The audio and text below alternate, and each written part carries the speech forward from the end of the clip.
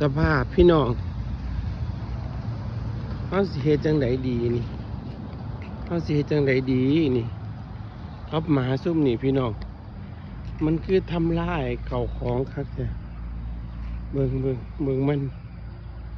โอ้ยล่าสุดเอาหมอนมากัดพี่น้องกระจุยกระจายไปเบิดเต็ม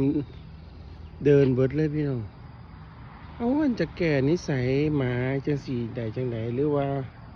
เอาไปโผดดีบ่พี่น้องอันนี้เขาก็เอามาโผดด้วยนี่เอามาถิ่มไว้เงื่อน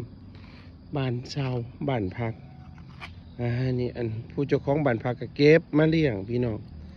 ก็ตามที่เห็นนี่แหละเทื่อแรกก็กัด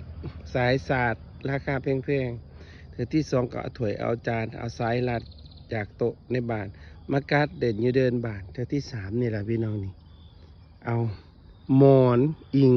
ในบ้านมากัดพี่น้องนุนกระจายเต็มไปเบิดพี่น้องว่าจะต้องเอาไปโผดต่อดีวะหรือจังไหนดีเอาไปโผดต่อบ่หรือลิสิเลียงต่อหรือจะเอาจำหน่ายไปให้เขา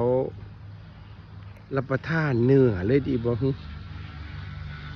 ซอยออกความคิดเห็นเนี่ยพี่น้อง